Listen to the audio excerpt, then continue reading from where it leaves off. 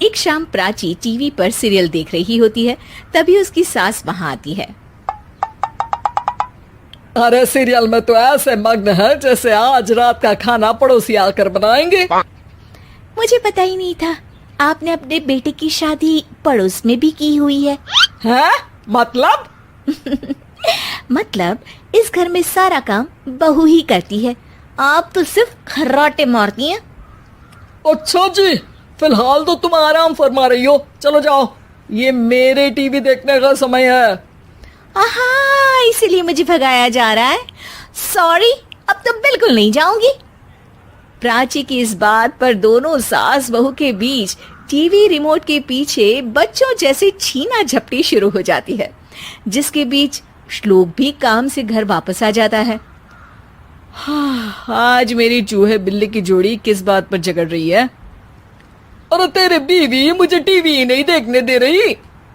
अरे तुम्हारी मम्मी मुझे खाना बनाने के लिए फोर्स कर रही है। अरे वाह, ऐसे बेतुके रीजन पर तो बच्चे भी झगड़ा नहीं करते। अरे मुझे कुछ मत बोल, सब इसने ही शुरू किया है। हाँ हाँ, जैसे आप तो बहुत दूध की धूली है ना। अरे बस, दोनों चुप। प्राची जाओ, खाने की तैयारी करो।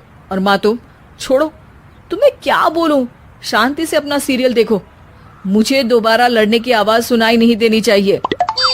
ऐसा बोलकर श्लोक वहां से चला जाता है, जिसके पीछे पीछे प्राची भी कुछ न कुछ बड़बड़ाते हुए रसोई में चली जाती है।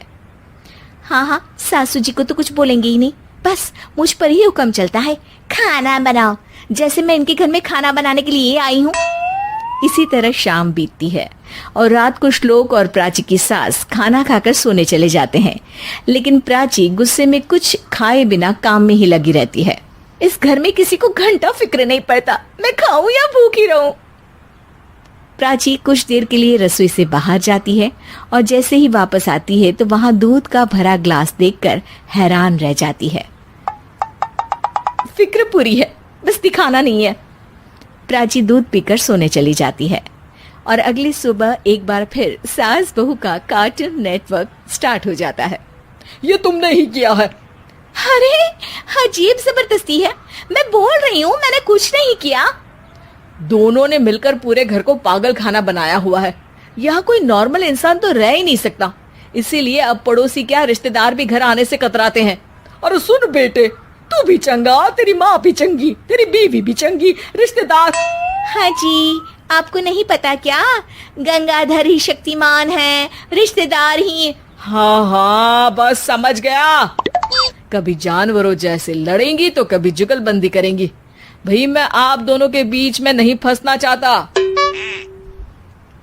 सास बहू की इस मन मौजी जोड़ी से परेशान होकर श्लोक अपना सिर खुजलाता वहां से चला जाता है। चलो अब मैं भी कीर्तन में जा रही हूँ।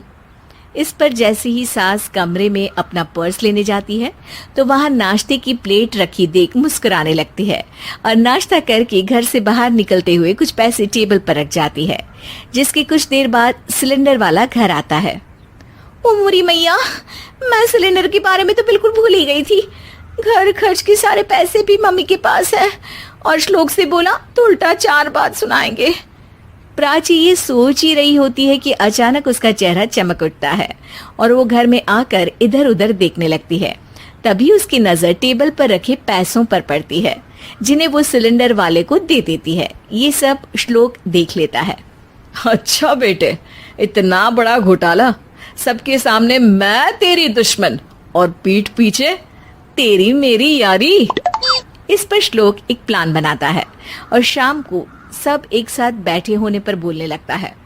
माँ, तुम दोनों की बहुत लड़ाई होती है, इसलिए मैं सोच रहा हूँ कि प्राची को उसके घर छोड़ाऊं, इससे वो भी खुश रहेगी और तुम भी। अचानक श्लोक की ये बात सुनकर सास बहू शौक से उसकी तरफ देखती हैं। अरे ऐसे कैसे घर छोड़ाओगे, मुझे कहीं नहीं जाना।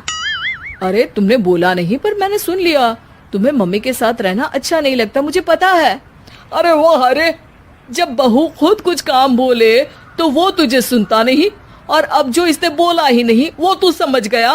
जब उसे नहीं जाना तो फिर जबरदस्ती क्यों कर रहा है? अच्छा, फिर आपको मौसी के घर छोड़ाता हूँ, बस अब आप दोनों एक घर में एक छत के नीचे नहीं रह सकती। मैं इस टॉम एंड जेरी की जोड़ी को और नहीं झेल सकता। है? ऐसे कैसे नहीं रह सकते? तुम्हें इतनी दिक्कत है तो तुम्हारा बोरिया बिस्तर पैक कर देती हूँ, लेकिन मम्मी जी कहीं नहीं जाएंगी। बिल्कुल यही सुनना था मुझे। अगर दोनों में इतना ही प्यार है फिर हर वक्त ये लड़ाई का नाटक क्यों करती हो? देखा मैंने कैसे माँ किचन में दूध रखती है और तुम उनके लिए कमरे में नाश्ता रखती हो, और कैसे वो पहले ही तुम्हारी दिक्कत समझकर घर में पैसे रखकर बाहर जाती है। अरे भाई, इतना ड्रामा तो डेली सोप में भी नहीं होता जितना तुम दोनों ने इस घर में फैलाया हुआ है। तू हमें टॉम एंड जेरी बोलता है ना, तो याद कर वो दोनों भी एक दूसरे को बाहर वालों की बुरी नजर से बचाने के लिए हमेशा सबके सामने लड़ते थे, लेकिन अकेले में दिक्कत के समय मदद भी तो करते थे। बस हमारा रिश्ता भी कुछ ऐसा ही है। और वैसे भी अगर सास बहू में तू मैं नहीं होती तो दुनिया वालों को कहानियां कैसे मिलेंगी?